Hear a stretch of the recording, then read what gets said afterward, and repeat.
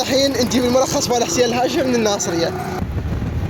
يا مكتبة الغدير تاني يفتح. طبعا لقينا المكتبة معزلة وسيارنا على السيد. بس السلام عليكم. مكتبة الغدير شو وقت تفتح خالي؟ حجي مكتبة الغدير امتى تفتح؟ حجينا طلع مجال معه شو قصة؟ والله هذا مو بزم. طبعا رحنا الساعة 7:30 وطلع ما يجي الساعة 11 وهسه 4 ساعات يسخز بالحبوبي. راح اغلط عليه. نلعب فيفا يابا. اكلت 3 أهداف وراح اغير اللعبة. قررت اصير حرامي لان الدراسة ما تفيد. طبعا البلاي فاشل فرجعنا هنا ثاني ولقيناه صايرة حشد من المؤمنين.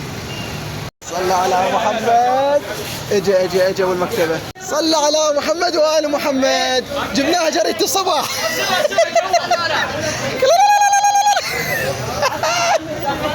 حصلناها. والله هاي حاليا ورا 4 ساعات. هاي نسخة.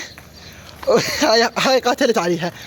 وهاي واحد ابو المحل ماخذها لبنت اخوه واضاف علينا. شوف انا صار لنا 5 ساعات واقفين وطاني اياها. هذا حال طلاب السادس قاموا ياكلون هاي ما ادري شنو مال مخابير من ورا.